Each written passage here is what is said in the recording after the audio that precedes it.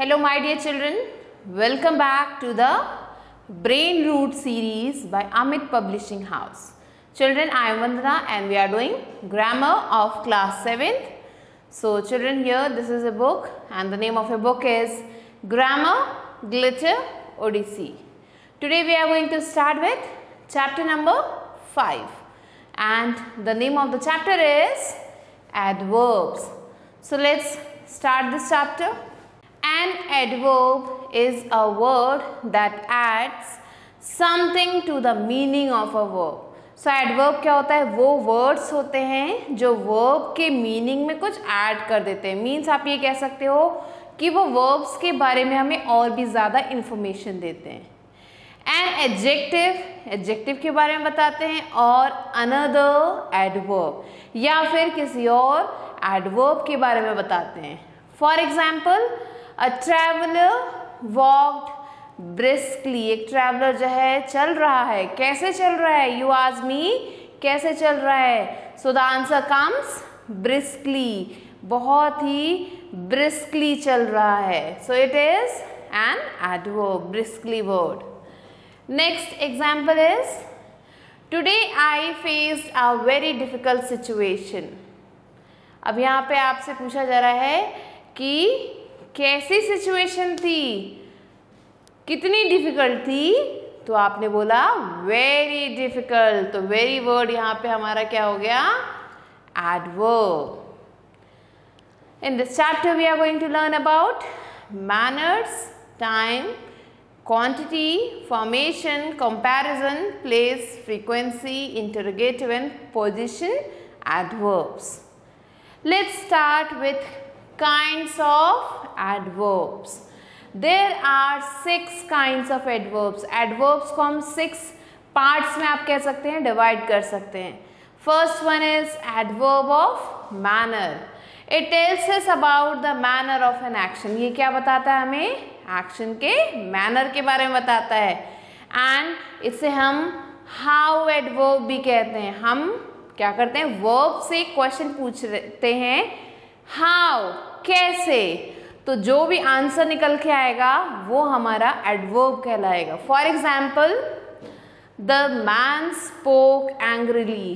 तो यहाँ पे हम पहले देखेंगे वर्ब क्या है. तो आपने बोला स्पोक है हमारा वर्ब. अब स्पोक से मैंने पूछा how the man spoke. Man ने कैसे बोला, तो आपने बोला एंग्रीली, गुस्से से बोला. Similarly, Rohan writes neatly.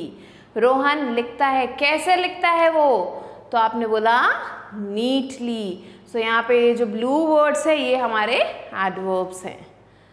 Sometimes an adverb can modify the whole sentence. क्या होता है कई बार ये जो adverb है वो पूरे ही sentence को modify कर देता है. For example, luckily she was not much hurt. तो यहाँ पे लकली वर्ड जो है वो क्या है हमारा? एडवर्ब. तो इस एडवर्ब ने पूरे सेंटेंस को मॉडिफाई कर दिया कि she was not much hurt. चोट तो लगी थी बट ज़्यादा नहीं लगी. Next type of adverb that we are going to learn is adverb of place. जो क्या बताता है? काम मीन्स वर्ब की प्लेस बताता है. वर्ब कहाँ पे हो रहा है. It tells the place where an action takes. और ऐसे एडवर्ब को हम वेयर एडवर्ब कहते हैं. वेयर मीन्स कहाँ. Example, the peon is sitting outside. Peon क्या कर रहा है? बैठा हुआ है. तो बैठना क्या है? एक वर्ब है. अब वो कहाँ बैठा है? Where he is sitting. तो आपने बोला outside. Similarly, T2 went downstairs. T2 गया. कहाँ गया? You said downstairs. सीढ़ियों से नीचे गया. Next is adverb of time. It tells us the time of an action. ये क्या करता है? एक्शन के टाइम के बारे में बताता है और इन्हें हम when adverb भी कहते हैं. For example, Subhash met me yesterday. Subhash मुझसे मिला. तो आपने पूछा कब मिला, तो मैंने बोला yesterday means कल मिला था वो. तो क्या पता चल रहा है हमें? टाइम पता चल रहा है. The teacher will meet you. Teacher तुमसे मिलेगी. कब मिलेंगी? today, आज मिलेंगी. So today is our adverb of time. Now fourth one, adverb of frequency or number.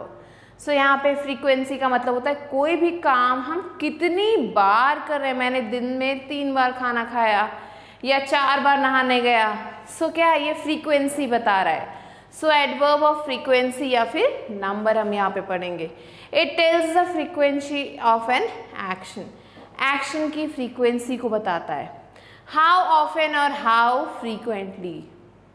तो हम कैसा क्वेश्चन पूछेंगे, कितनी बार किया तुमने या कितनी जल्दी जल्दी करते हो. So the answer, whatever answer will come, that will be the adverb. For example, here the first one is she is always late for school. So always क्या है, adverb of frequency. वो स्कूल लेट आती है. कितनी late आती है, वो रोज late आती है. तो ये उसकी हैबिट बता रहा है. He visits us regularly. वो हमसे डेली मिलता है, रेगुलरली मिलता है. सो कितनी बार मिलता है, तो आपने बोला डेली मिलता है. So here we have read about 4 kinds of adverbs. Next comes adverbs of quality or degree. It tells the degree of an action. Action की डिग्री बताता है. How much, to what extent, कितना और किस हद तक आप कह सकते हो. Now let's see the example. I am extremely sorry. मैं तो सॉरी हूँ, पर कितने सॉरी हो तुम. Extremely, बहुत ज़्यादा. He is so satisfied. वो satisfied है. कितना satisfied है, so satisfied. Next is interrogative adverbs. This adverb is used for asking questions. So ये जो interrogative word आप कहीं भी देखेंगे children, you will also always know that interrogative means asking question. So ये जो adverb है ये questions पूछते हैं. तो ये जो question words हैं ये हमारे adverb कहलाते हैं. For example, why is the child crying? बच्चा क्यों रो रहा है. And where can I meet you? मैं तुमसे कहाँ मिल सकता हूँ. Clear? So these 2 words are also adverb of interrogative adverb. Now let's do this exercise number A. In the following sentences, underline the adverbs and state their kind. हमें adverbs को underline करना है और उनके kinds बताने हैं. Clear? The girl sang sweetly. सबसे पहले हम क्या करेंगे, verb को ढूंढेंगे. तो क्या है यहाँ पे verb, sang. गर्ल गाना गा रही है. कैसा गाना गा रही है, तो आपने बोला स्वीटली, मीठा गाना गा रही है. Sweetly is adverb of manner. Next, he is, what is he doing outside. वो बाहर क्या कर रहा है. सो आउटसाइड मीन्स प्लेस का पता चल रहा है हमें. So this is adverb of place. He practices cricket every day. वो क्रिकेट प्रैक्टिस करता है रोज. कब करता है, every day. तो ये क्या बता रहा है, time. Next, I look forward to hear from you soon. मैं तुमसे जल्दी ही आगे की बातें सुनना चाहती हूँ. तो कब सुनना चाहती हैं, soon. So soon is also adverb of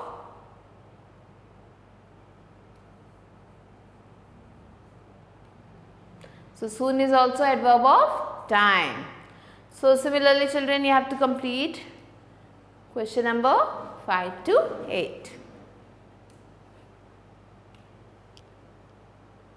Now let's move on to B exercise. Fill in the blanks with suitable adverbs given in the box. तो बॉक्स में कुछ adverbs दिए गए हैं, उन्हें हमें यहाँ पे fill करना है. The first one is I dash go to bed at 10 o'clock. I never go to bed at 10 o'clock. तो आपको क्या करना है, ये सारे वर्ड्स जो है ऊपर के आपको पहले इन सारे ब्लैंक्स में फिल करना है. देन यू विल नो कि नेवर लिख सकते हैं या नहीं लिख सकते हैं. आप ये भी लिख सकते हो I sometimes go to bed at 10 o'clock, या फिर I usually go to bed at 10 o'clock.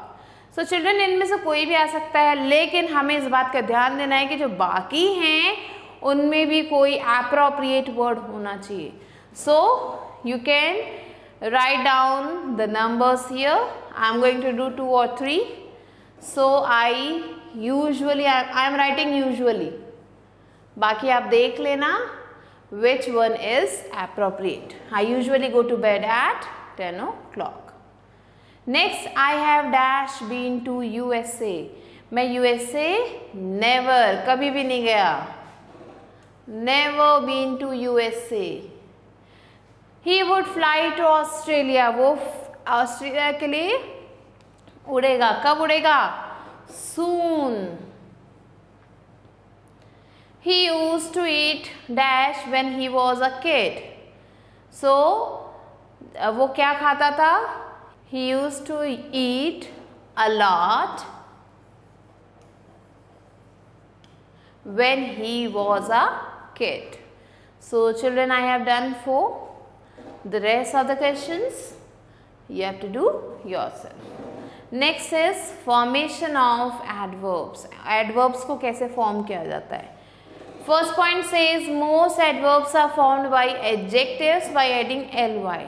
So ऐसा कहा जाता है कि बहुत सारे जो adverbs हैं वो adjective से बनते हैं ly को ऐड करके. जैसे beautiful वो एक adjective है जिसमें हम ly लगा देंगे तो क्या हो जाएगा? beautifully, जो एक adverb कहलाएगा. This is adverb and this is adjective. अब लेजी बन गया लेजीली, एक्टिव बन गया एक्टिवली, केयर बन गया केयरलेस, केयरलेस बन गया केयरलेसली. सेकेंड पॉइंट से some adverbs have exactly the same form as adjective. So कुछ एडवर्ब्स हैं जो एकदम सेम दिखते हैं एडजेक्टिव की तरह जब हम उन्हें यूज करते हैं. जैसे लॉन्ग, फास्ट, ये क्या है? एडजेक्टिव. इन्हें जब हम एडवर्ब फॉर्म में लिखेंगे तो भी वैसे ही वो लिखेंगे, इसके स्पेलिंग में कोई भी चेंज नहीं होगा. फॉर एग्जाम्पल एडजेक्टिव क्या लिखा है? A long journey, a fast driver. लेकिन जब हम एडवर्ब की बात करेंगे तो हमने लिखा है I can not stay very long, या फिर द चाइल्ड रैन फास्ट. तो यहाँ पे ये जो वर्ड लॉन्ग और फास्ट है एज एन एडवर्ब यूज किया जा रहा है और यहाँ पे एज एन एडजेक्टिव यूज किया जा रहा है. Children, third point says sometimes when we form an adverb by adding ly. कई बार क्या होता है किसी एडवर्ब को हम फॉर्म कर रहे हैं ly को ऐड करके to an adjective, किसी भी एडजेक्टिव में we get an adverb with a quite a different meaning. हमें एक ऐसा एडवर्ब मिलता है जिसका मीनिंग एकदम अलग है. For example, so we get 2 adverbs with 2 different meaning. हमें 2 एडवर्ब मिलते हैं 2 अलग मीनिंग के साथ. फॉर एग्जाम्पल आप देख सकते हो शी वर्क्स हार्ड. वो मेहनत करती है. कैसे? बहुत कड़ी मेहनत करती है. तो यहाँ पे हार्ड जो है वो है हमारा एडवर्ब. लेकिन जब हम दूसरे सेंटेंस को देख रहे हैं और इसी बात को हम लिख रहे हैं, इन्हीं वर्ड्स को यूज कर रहे हैं, बस वर्ड्स को आगे पीछे किया है, तो क्या बनता है? She hardly works. वो बहुत कम काम करती है. सो यहाँ पे मतलब है कि बहुत मेहनत करके काम करती है. यहाँ कहा जा रहा है कि बहुत कम काम करती है. तो आप देख सकते हो हार्ड वर्ड जो लिखा हुआ है उसका कितना इम्पैक्ट होता है जब वो अपनी पोजीशन को चेंज कर लेता है. So let's quickly come to see exercise. Here we have to complete the sentences with the correct adverbs. यहाँ पे जो सेंटेंसेस उन्हें क्या करना है? हमें कंप्लीट करना है करेक्ट एडवर्ब से. I laughed dash when Tim made a joke. So I laughed loudly, loud लिखेंगे और ly लगाएंगे. The boat floated peacefully, FULLY. Mom patiently sang the baby to sleep. Patiently, PATIENTLY. Patiently. Bobby crossed the door quietly. QUIETLY. Quietly. So do these questions like this as we have done question number 1 to 4. Next is position of adverbs. The position of adverbs differ according to the types. जो position है adverbs की वो उनके type के according जो है different हो जाती है। Let's study the rule of placement of the adverb in sentence. Adverb को कैसे हमें सेंटेंस में लिखना है, that we will learn here. Adverb of time, place and manner are usually placed after the verb और after the object if there is one. तो यहाँ पे जो फर्स्ट पॉइंट है वहाँ पे कहा जा रहा है बच्चों कि एडवर्ब ऑफ टाइम, प्लेस और मैनर जो है ये जो है ज़्यादातर हम क्या करते हैं, वर्ब के बाद ही लगाते हैं या फिर ऑब्जेक्ट के बाद लगाते हैं। For example, you must live honestly. Live क्या है, एक वर्ब है और उसके बाद आपको मिल रहा है हमारा adverb honestly. Second point says when there are two or more adverbs after a verb, जब टू या उससे ज़्यादा एडवर्ब्स हों किसी भी वर्ब के बाद and its object या फिर उसके ऑब्जेक्ट के बाद, जब दो या उससे ज़्यादा एडवर्ब हों किसी वर्ब या उसके ऑब्जेक्ट के बाद, the order of adverb is adverb of manner आएगा पहले, फिर प्लेस आएगा और फिर एडवर्ब ऑफ टाइम आएगा। For example, I will meet you here tomorrow. तो हियर क्या है, प्लेस है, टुमारो क्या है, टाइम है। तो आप देखिए पहले प्लेस आता है और फिर time. So in this way we will arrange the adverbs. Third point says adverb of frequency and certain other words like almost, already, nearly, quite are placed according to the adverbs used in sentences।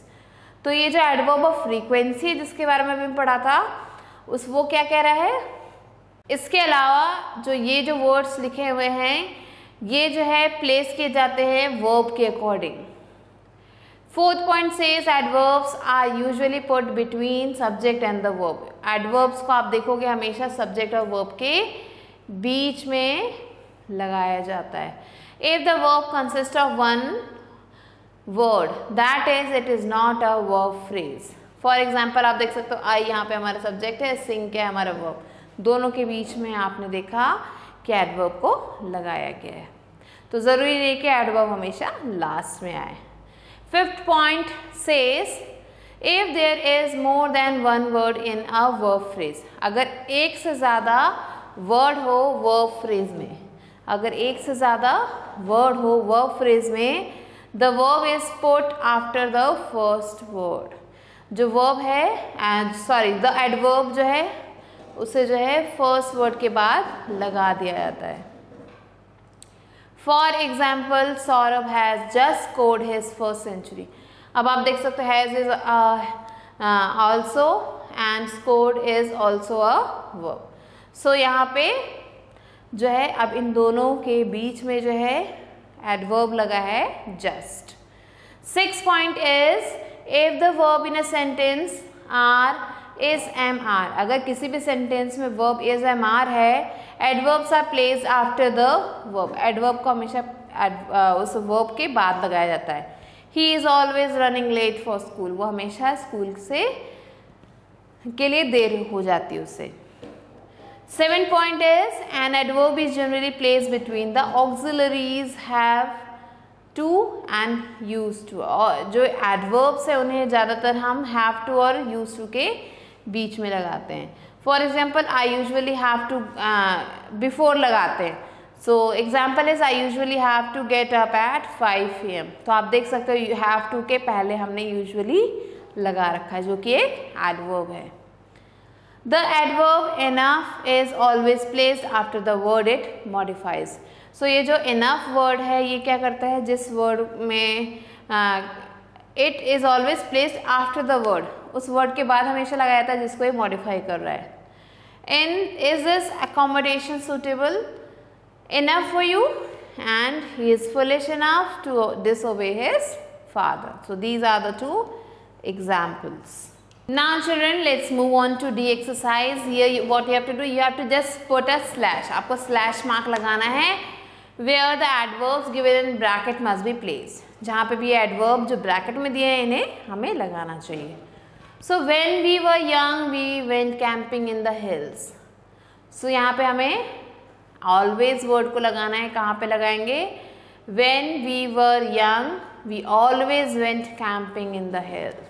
तो we और went के बीच में लगाएंगे. We always went camping in the hill. Second one, I don't like sushi. In fact, I hate it.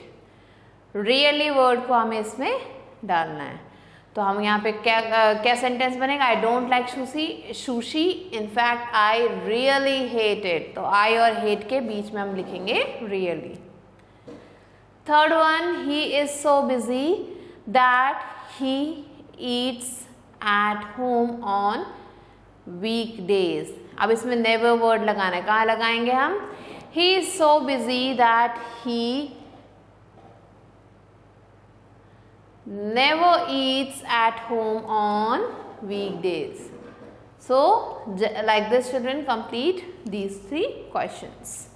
Next is comparison of adverbs. Like adjectives, some adverbs can also be compared and these two have degree of comparison. So adjective की तरह कुछ adverbs भी हैं जिन्हें can also be compared, जिन्हें हम compare कर सकते हैं. And these two have degrees of comparison और इनके भी degrees of comparison होते हैं. कौन कौन से? जैसे हमने पढ़ा था positive, comparative and superlative degree. For adverb of one syllable, comparative is formed by adding er. तो जब कोई भी ऐसा वो adverb है जो one syllable का है उसमें हम er लगा के comparative में करते हैं और est लगा के सुपरलेटिव में करते हैं. फॉर एग्जाम्पल फास्ट है एंड लॉन्ग, यहाँ पे 2 वर्ड्स दिए गए पॉजिटिव डिग्री में. कंपैरेटिव में ये फास्ट एंड लॉन्गर बनते हैं एंड सुपरलेटिव में fastest and longest. Second point says for adverbs ending in ly, वो एडवर्ब्स जो ly से खत्म होते हैं. Comparative is found by adding more. तो ऐसे एडवर्ब जिसके लास्ट में आप देख सकते हो ly वर्ड्स आते हैं उनमें हम मोर या फिर मोस्ट लगाते हैं. मोर हम लगाते हैं कंपैरेटिव में एंड मोस्ट लगाते हैं सुपरलेटिव में. For example 2 words are given here, boldly and sweetly. ये दोनों पॉजिटिव डिग्री के एडवर्ब्स हैं. अब इसको कंपैरेटिव में करने के लिए हमने मोर बोल्डली और मोर स्वीटली कर दिया है एंड सुपरलेटिव में हमने लिखा है most boldly and most sweetly. But the comparative and superlative degrees of early and earlier, early are earlier and earliest. लेकिन अगर हम early word की बात करेंगे क्योंकि इसमें भी आप देख सकते हो ly word है, लेकिन early word की अगर हम बात करेंगे तो उसमें more और most ना लगा के er और est लगाएंगे. Next third point is some adverbs form the degree of comparison in an irregular way. कुछ ऐसे adverbs हैं जो जिनका degree of comparison बहुत ही irregular होता है. जैसे good का बन जाएगा better and best, late later, last, fast further furthest, far further farthest. Clear children? Now let's move on to E exercise. Fill in the blanks by adding adverbs from the words given in the bracket. Remember to use the correct degree of adverbs. You should cross the road. तुम्हें जो है road को cross करना चाहिए. कैसे करना चाहिए? अब आप देखो केयरफुल वर्ड जो है कितने सिलेबल का है? Careful. So it will be more carefully. So 2 syllable का है केयरफुल वर्ड, इसलिए हमने यहाँ पे लिखा है मोर केयरफुली. तुम्हें जो है रोड को क्रॉस करना चाहिए लेकिन बहुत ज़्यादा और ज़्यादा ध्यान से. He learns dash in class. अब यहाँ पे क्लास से कंपेयर किया जा रहा है. He learns fastest in class. वो जो है बहुत तेज़ी से पढ़ता है क्लास में. Now, third one, she writes dash than him. Clear word को fill करना. अब यहाँ पे आप देख सकते हो than और him लिखा हुआ है, इसका मतलब comparative degree लिखना है हमें. तो she writes clearer than him. Clearer than him. He speaks English dash than me. तो फ्लुएंट का बन जाएगा fluently.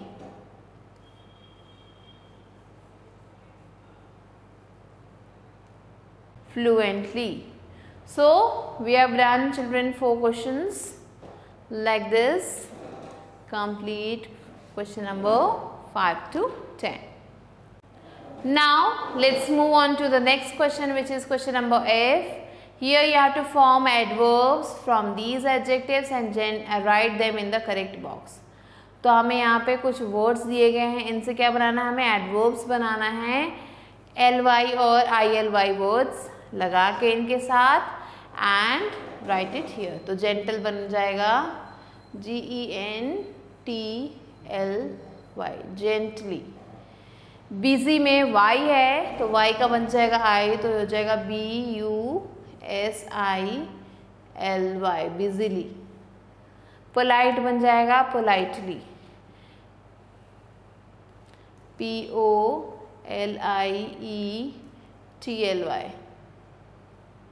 So write it here, POLIETLY, politely. Next is happy बन जाएगा happily, y है क्योंकि, तो HAPPILY। slow बन जाएगा slowly, SLOWLY, slowly. So like this, children, you have to complete the given box. Now let's move on to G question. Fill in the blanks with the kinds of adverbs mentioned in the bracket. तो यहाँ पे कुछ bracket में हमें hints दिए गए हैं, उस टाइप के adverbs हमें यहाँ पे fill करना है. She arrived dash for the class. Time fill करना है, तो वो क्लास के लिए कैसे आई? She arrived late for the class. This mango is dash ripe. यहाँ पे क्या करना है, हमें adverb of degree fill करना है. So this mango is quite ripe. Now let's move on to the next question. This mango is dash ripe. You have to fill in the adverb of degree. So this mango is quite ripe. QUITE,